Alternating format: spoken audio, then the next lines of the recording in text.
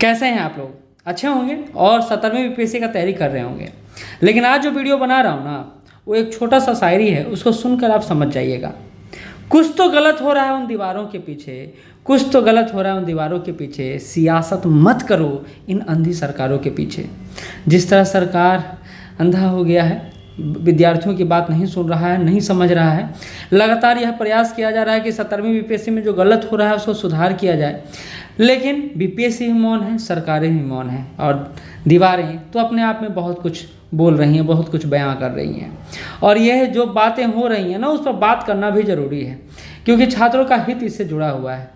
याद है मुझे 67 में, आपको पता है, बहुत अच्छा वैकेंसी आया था। उस समय बहुत सारी बातें हुई थी, जिसमें से ये बात ये भी था कि कुछ सीटें बिक रहा है, ये बात ये भी था कि बहुत कुछ पारदर्शी नहीं है, वो बहुत कुछ हो रहा था। लेकिन उन सब बातों से इतर 17वीं में हम लोग यह ध्यान रख के चल रहे थे।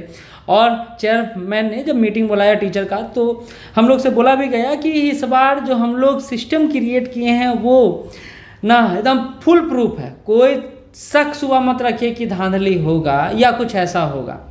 पहली बात। दूसरी बात, विद्यार्थियों को लेकर यह कहा गया था कि हम लोग विद्यार्थी के किसी भी समस्या को जड़ में जाकर समाप्त करते हैं और उनको कोई समस्या ना हो, और मेरिट में बाधा कम से कम हमारी तरफ से नहीं बनेगा। तो ये सारी बातें तो अनर्गल साबित हो रही हैं, गलत साबित हो रही हैं, और जो हो रहा है वो देखना काफ़ी विस्मयकारी होगा कि बीपीएससी चाहता क्या है। और बीपीएससी में सब कुछ सही तो नहीं हो रहा है, क्योंकि बीपीएससी जो बोल रहा है वो कर ही नहीं रहा है।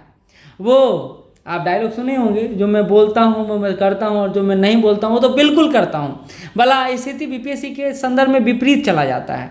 इन्होंने बोला कि हम लोग स्टूडेंट के साथ मीटिंग रखेंगे, अब स्टूडेंट के साथ मीटिंग तो छोड़ ही दीजिए। इन्होंने बोला नॉर्मलाइजेशन को लेकर हम लागू करेंगे, लेकिन लागू करेंगे कि नहीं करेंगे उसको लेकर कोई नोटिस ही नहीं डाला इन्होंने।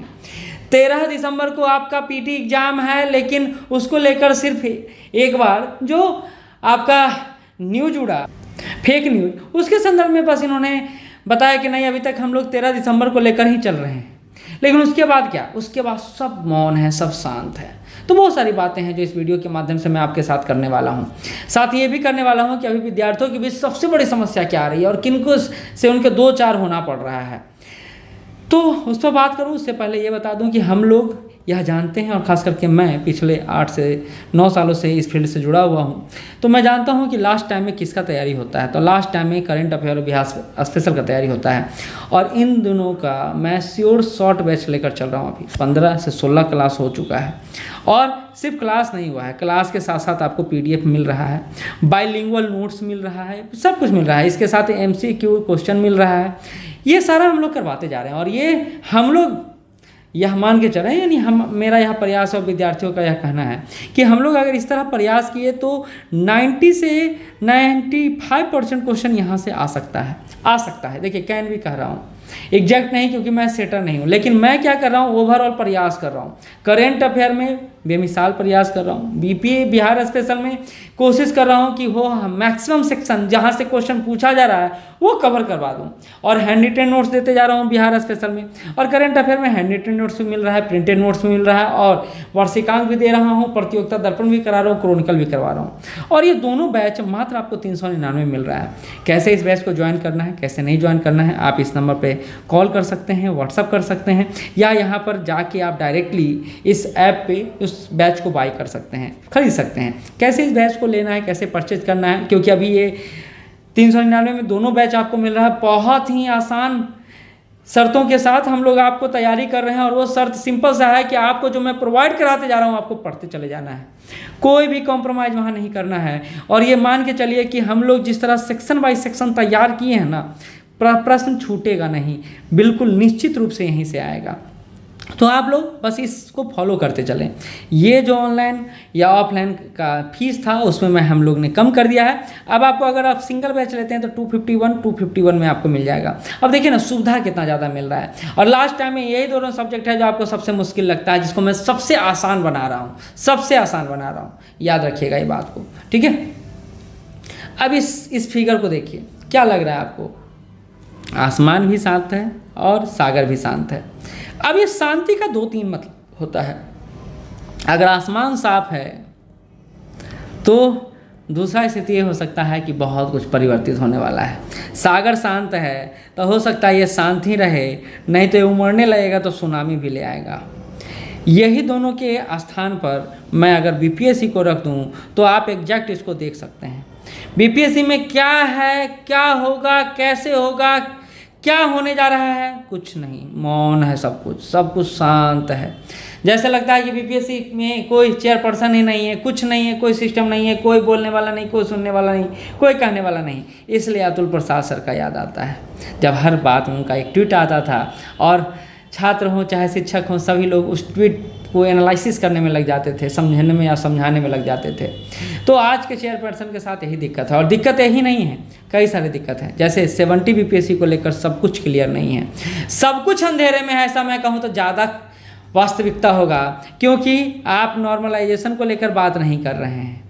आप 13 दिसंबर को एग्ज़ाम लेंगे या नहीं लेंगे, और उन छात्रों का क्या होगा जो इनका सीटेट देना है, उन छात्रों का क्या जो होगा जिनको एसआई एग्ज़ाम है आरपीएफ का, तो ये कुछ नहीं पता है, कुछ नहीं पता। हाँ, कहने वाले छात्र ये भी कह रहे हैं कि सर इसका एग्ज़ाम तो बीपीएससी ने पहले निर्धारित कर दिया है, अब कोई नया एग्ज़ाम आता है तो उनका प्रॉब्लम है, हमारा प्रॉब्लम नहीं है। लेकिन छात्र तो आप ही के हैं ना, लोग तो आप ही हैं ना, कुछ लोग नहीं हैं, कुछ लोग हैं।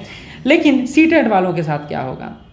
मैं कई बार इस पर आवाज़ उठा चुका हूँ। बीपीएससी जिस तरह से मौन है, शांत है, और क्या हुआ नॉर्मलाइजेशन को लेकर, क्या आप लागू करने वाले हैं या लागू नहीं करने वाले हैं? करने वाले हैं तो किस तरह से, और नहीं करने वाले हैं तो किस तरह से, ये नोटिस जारी करके आपको बता देना चाहिए। ये जो ऊहापोह की स्थिति बनाए हुए हैं आप, जो छात्रों के बीच दिग्भ्रमित किए हुए हैं कि क्या होगा क्या नहीं होगा, उसको लेकर यूट्यूब पर कई सारे वीडियो बरसात आया हुआ है, क्या होगा क्या नहीं होगा, क्या करना चाहिए क्या नहीं करना चाहिए।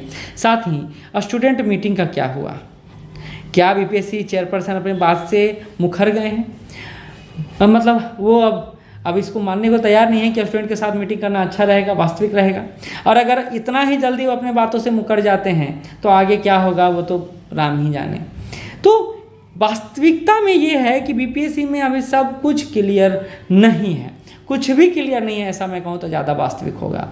69 बीपीएससी का क्या? देखिए, इसका इंटरव्यू कई दिनों पहले ही समाप्त हो चुका है, और अतुल प्रसाद ने तो विदिन 10 डेज ही फाइनल निकाल दिया था। मतलब आपका फाइनल आंसर, मतलब फाइनल रिजल्ट निकल गया था। लेकिन 69 का अभी तक कुछ पता नहीं है, क्या होगा क्या नहीं होगा, क्या होने वाला है क्या नहीं होने वाला, कुछ क्यों इतना लेट हो रहा है? भैया पहले से मेंस का तो नंबर आपको पता ही है, और आपको बस इसमें इंटरव्यू का नंबर ऐड ऑन कर देना था और फ्लैश कर देना था। लेकिन आपने अभी तक कुछ नहीं किया, यानी आपके कार्य पद्धति पर विश्वास नहीं किया जा सकता है। आप कितना एक्टिव है ये इससे समझा जा सकता है। तो आपको एग्ज़ाम डेट को लेकर काम करना चाहिए, बात करना चाहिए। अगर 13 दिसंबर को ही तो 13 दिसंबर, लेकिन 13 दिसंबर जैसा कुछ दिख नहीं रहा है।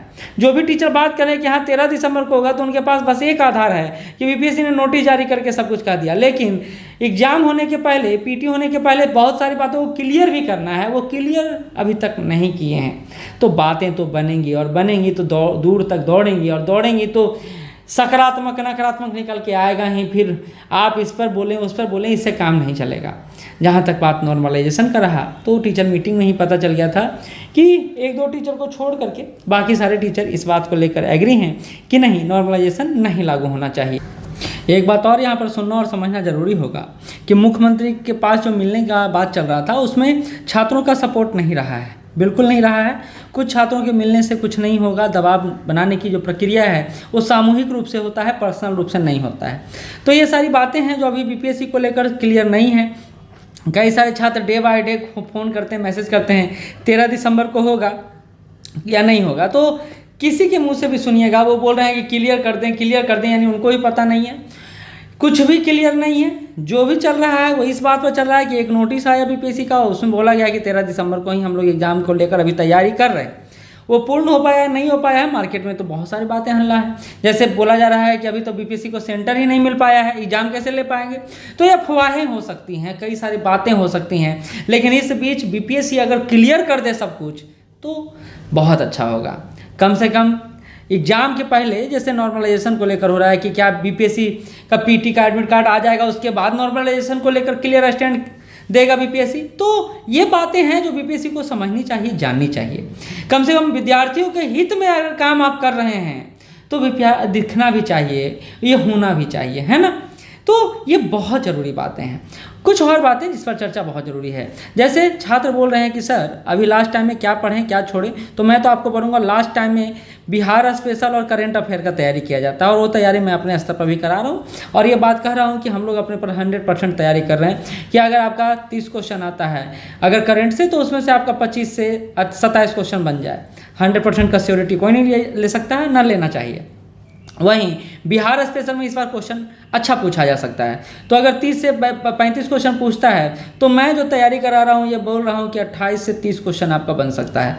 तो ये तैयारी इस लेवल पर है, और ये क्यों है, क्योंकि हम लोग मेहनत कर रहे हैं, हम लोग ट्रेंड को पकड़ रहे हैं। आपको भी अभी लास्ट टाइम में क्या समस्या आएगा, तो पहला समस्या आएगा कि लगता है कुछ याद नहीं है, कुछ भी याद नहीं है। तो ये कॉमन बात है। जैसे जैसे एग्जाम नज़दीक आता है ना, प्रेशर हावी होने लगता है और सब कुछ भूलने लगते हैं, लेकिन जैसे ही आप एग्जाम हॉल में जाएंगे ना, तो याद रखिएगा मेरी बात, सारी बातें आपके सामने आने लगेंगी। जो आप पढ़ाई किए हैं, जो रिवीजन किए हैं, वो सारी बातें आपके दिमाग में आने लगेंगी और आप क्वेश्चन सॉल्व करके आएंगे। लेकिन बड़ी बात है कि अभी जो आपका फोकस होना चाहिए वो रिवीजन पर होना चाहिए। अभी जो आपका होना चाहिए प्रैक्टिस पर होना चाहिए। प्रैक्टिस में क्या, तो प्रैक्टिस में सेट में कितना नंबर ला रहे हैं नहीं ला रहे हैं उस पर फोकस मत रहिए, बल्कि कहाँ गलत कर रहे हैं और कहाँ क्वेश्चन को सही कर सकते हैं, इस पर फोकस होना चाहिए। ये आपके लिए काफ़ी ज़रूरी है, मोस्ट इम्पॉर्टेंट है, और ये आप जितना जल्दी समझेंगे वो ज़्यादा अच्छा रहेगा आपके लिए। तो मैं आपसे यही गुजारिश करूँगा कि समय बदल रहा है, आपको भी बदलना होगा। सिर्फ मेहनत से काम नहीं चलेगा, बल्कि एक सही रणनीति आपको सफलता के मार्ग की ओर ले जा सकता है। उसमें हम लोग आपको करंट अफेयर बिहार स्पेशल का नित्य दिन तैयारी करवा रहे हैं, और अगर आप क्लास करते हैं तो देखिए 2x के स्पीड पर या 1.5x के स्पीड करते हैं, तो टोटल 31 क्लास हम आपको देंगे।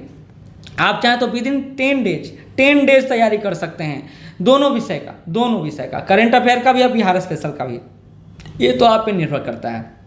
तो मेरी शुभकामनाएं आपके साथ हैं। बाकी इस कोर्स से रिलेटेड या बैच को कैसे परचेज करना है, नीचे कमेंट बॉक्स में मैंने दे रखा है कि बैच कैसे ले सकते हैं आप, बैच से कैसे जुड़ सकते हैं आप, उसके वीडियो को देखकर आप परचेज कर सकते हैं। मैं यही कहूँगा कि अभी अंधेरा जरूर दिखाई दे रहा है, लेकिन उसमें भी एक प्रकाश है, और वो प्रकाश आप हो सकते हैं, आपका रिजल्ट हो सकता है। धन्यवाद।